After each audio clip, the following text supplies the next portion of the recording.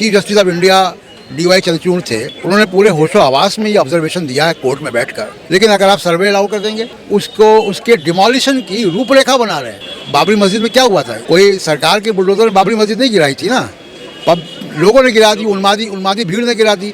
तो आप उन्मादी भीड़ को पैदा कर सकते हैं इस तरीके के सर्वे करके। ये सिलसिला रुकना चाहिए, लेकिन जुडिशरी इसमें शामिल हो गई, इस्तेमाल हो गई, ये अफसोसनाक बात है।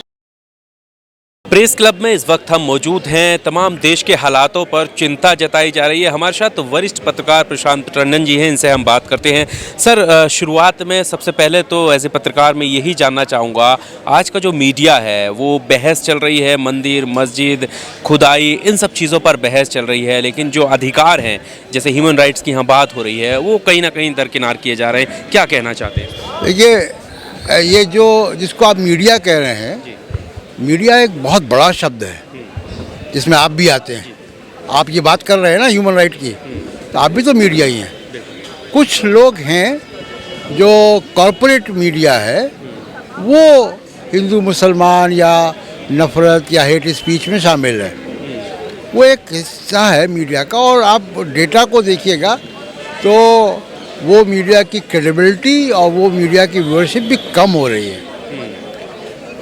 और ये बहुत अफसोसनाक है कि वो मीडिया है, लेकिन वो उस मीडिया का एजेंडा समाज के खिलाफ है, भारत के संवैधानिक जो भावना है उसके खिलाफ है।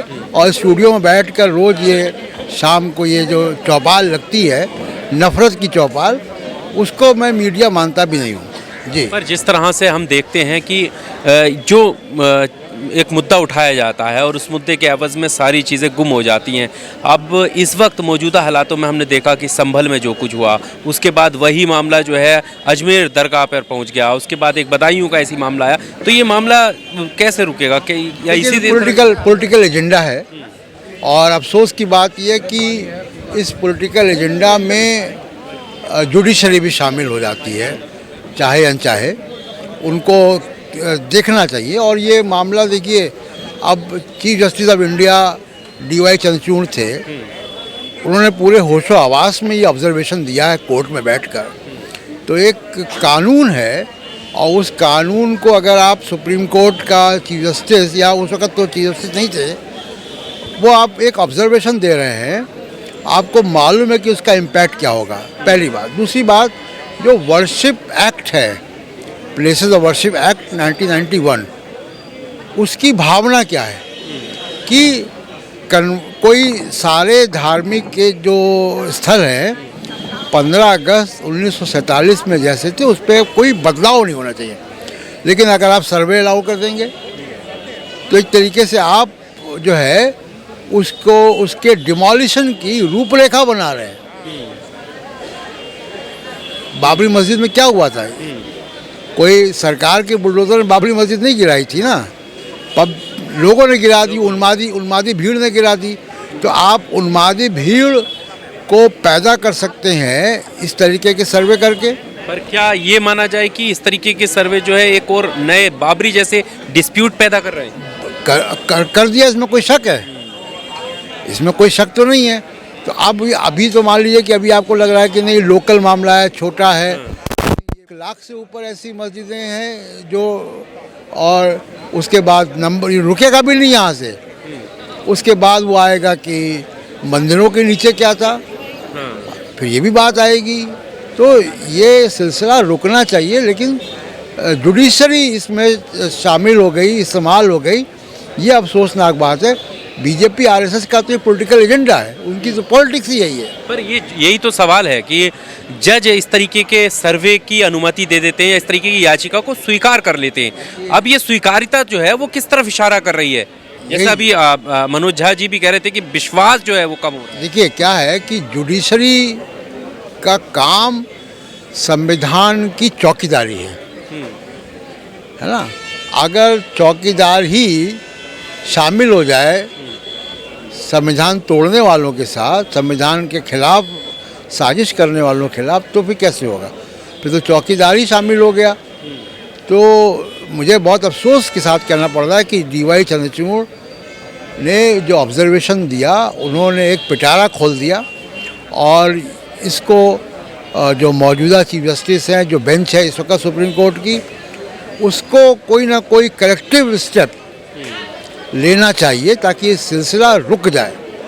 तो अभी जो चीज़ें चल रही हैं, पिटीशन एक के बाद एक चल रही हैं, वो देश को किस तरफ लेकर जा रही है? देखिए, देश में बहुत कुछ हो रहा है।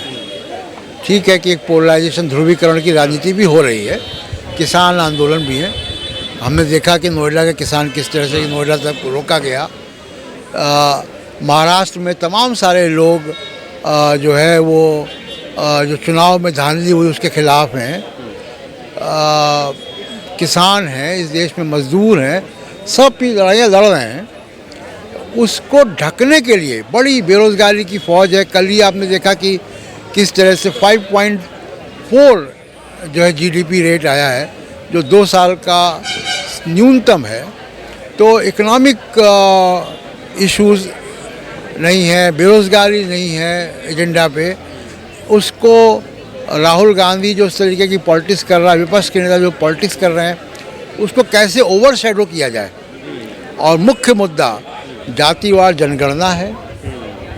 50% की इलेक्शन रिजर्वेशन की सीलिंग को हटाने का मुद्दा, ये राजनीतिक ट्रैक्शन, इसको कहते हैं समर्थन जो है मिल रहा है। पर इसको जो है, जैसे अभी आपने कहा कि मुख्य मुद्दा जो है वो जाति जनगणना है, लेकिन भारतीय जनता पार्टी और उनके नेता और कुछ धर्म गुरु भी इस यात्रा को निकाल रहे हैं कि एक रहना है, ये जात पात की करो विदाई, कि ये जो विपक्षी दल हैं ये जाति व्यवस्था फैलाना चाहते हैं और हम एक होने की बात कर रहे हैं, बटोगे तो कटोगे जैसे नारे चल रहे हैं। जाति व्यवस्था तो तब खत्म होगी जब आरक्षण आप और बढ़ाएंगे, वंचित समाज को मौके देंगे, वो तब जातिवाद खत्म होगा ना। जातिवाद वैसे नहीं खत्म होगा कि आप दलित ही रहो हैं और आप वही काम करते रहो जो करते आए हो सदियों से, और हम IAS IPS बनेंगे, वाइस चांसलर बनेंगे, सुप्रीम कोर्ट के जज बनेंगे। इस तरह जातिवाद नहीं खत्म होगा। जातिवाद खत्म होगा समान अवसर से, सामाजिक न्याय से। तो मामला ये है कि ये जो जातिवाद जनगणना का मामला है, ये धीमे धीमे जनता के बीच में जा रहा है और सेंसस की प्रक्रिया चालू हो चुकी है। सेंसस की प्रक्रिया में अगर जातिवार जनगणना नहीं करेंगे तो बीजेपी का पूरा जो OBC प्लैंक है वो गिर जाएगा ताश के घर की तरह। उससे परेशान होकर ये ज़्यादा हिंदू मुसलमान ज़्यादा नफरत फैला रहे हैं। एक आखिरी सवाल सर, संभल में जो कुछ विवाद हुआ उसमें 5 युवकों की जान चली गई, अब इसको फ्यूचर में आप किस तरह से देखते हैं? ये मामला कैसे शांत होगा या ये भी बाबरी जैसा एक नया मोड़ लेगा?